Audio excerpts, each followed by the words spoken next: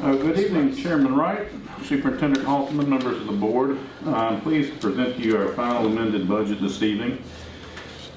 Especially pleased because it's the best budget we've been able to present in many years.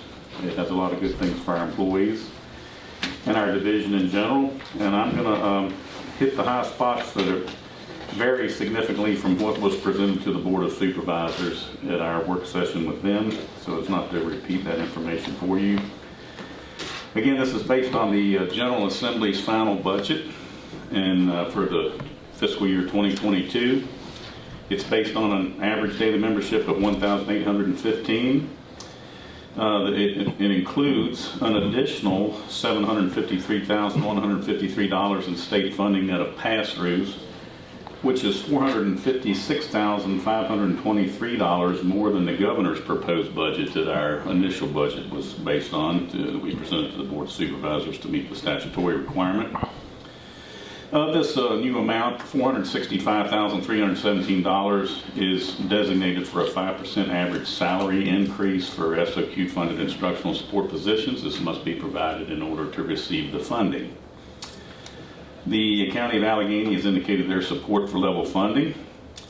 The budget also includes compliance with the minimum wage that will increase to $9.50 on May 1st of this year, and again to $11 on January 1st, 2022.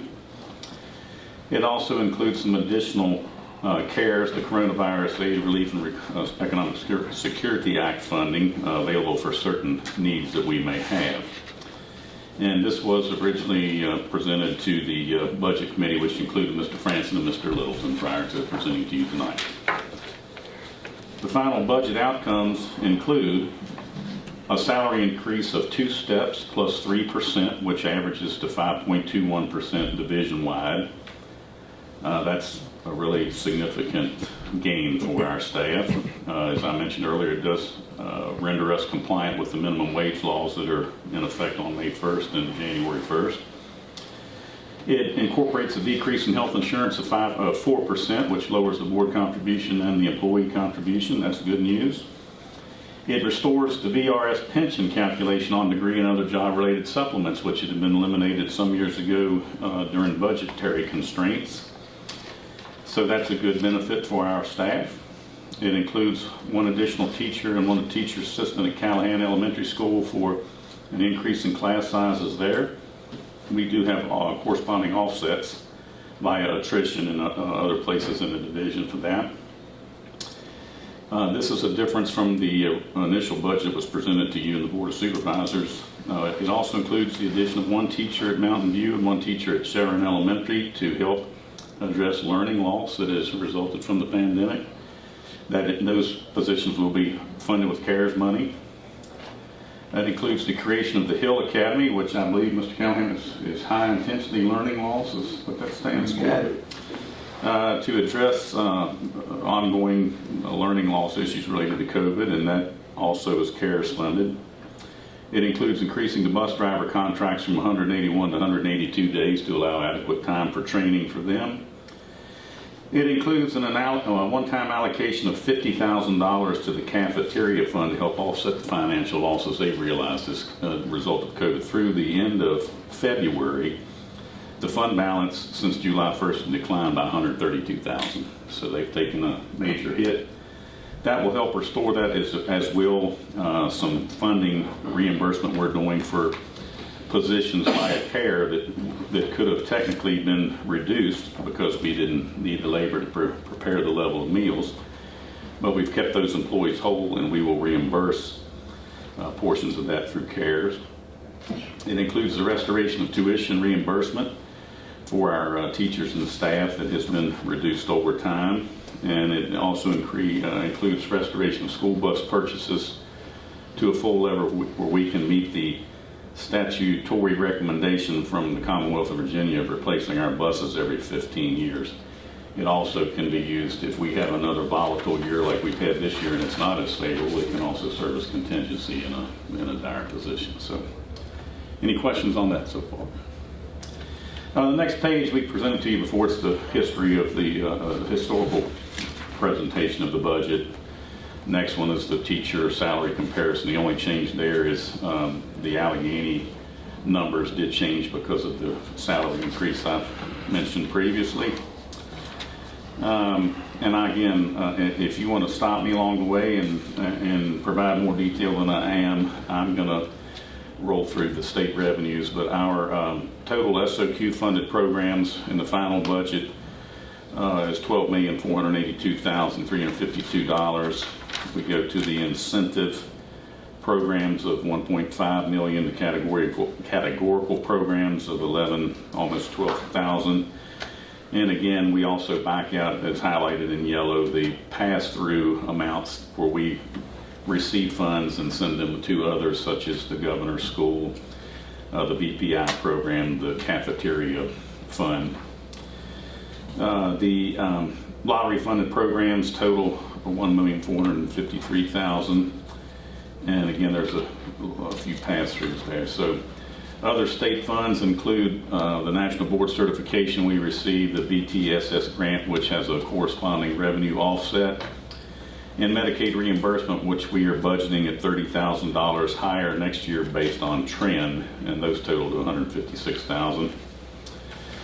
So when we get to total state funds, including other state funds, of $15.6 million, less pass-throughs, with a net to our benefit is Fund 1 operating of $15.1 million.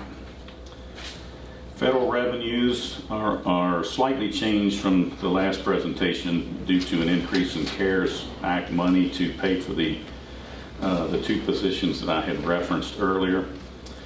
And so we also are continuing to reflect a reduction in the Forest Reserve money, since that is yet to be reauthorized. So that's a sizable hit. And we have a total federal revenues of $2.3 million, and then net of adjustments for pass-throughs $1.7 million. Local revenues are continuing to reflect level funding from the county of $9.2 million. Miscellaneous other of $523,000 includes all of the items such as where we serve as the payroll agent for the cafeteria fund, and they reimburse us. It's sale of surplus equipment, rental of facilities, things of that nature. So that gets us to total appropriated monies, because we do appropriate even the pass-through since we receive the money. And even to pass it through, the county has to approve that. So we have appropriated total revenues of $27,739,176, and then the net adjusted for pass-throughs is $26,575,995. So new expenditures, you have that list before you, and I've hit on a number of them, including the additional teaching positions. There are also additional funds for some overtime for the IT department when they come to assist in programs like this. The MiFi expenditures that we have previously discussed, the two-step plus 3% salary increase, the minimum wage impact, the restoration of tuition, the subsidy to the cafeteria fund, and the restoration of school bus purchases, brings us to a total additional new expenditures of $1,424,930. That is offset somewhat by the additional state revenue that we will have, well, total revenue actually, of $898,323, which leaves us an unfavorable variance of $526,607.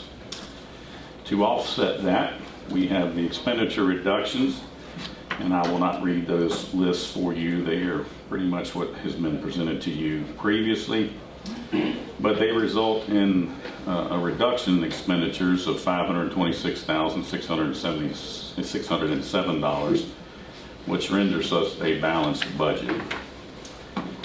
And you'll see the next, the pie chart shows that 56% of our total revenues come from the state, 35% from local sources, 9% from the federal government. And then the category of expenditures, which includes instruction, administration, attendance and health, people, transportation, operation and maintenance, school food services, debt service and fund transfers, and technology, And all those categories, again, total to $27,739,176. The supporting documentation is the same that has been presented to you in the past, with the exception that we now reflect in the staffing plans the additional 2 teachers that are being added and paid for with CARES money for the learning loss assistance. So we have that. You were also provided with the line item budget, both revenue, expenditure, the account by account codes. You've also been provided, for information only, supplemental budgets from various other funds, 2 of whom we serve as fiscal agent for the Governor's School and the Joint School Division. Others are school capital, Medicaid reimbursement, new tech, and textbooks. And so I hope I was able to cover that sufficiently for you as quickly as I went, and I would be happy to entertain questions that you may have. Again, it's nice to have a budget that has good things in it.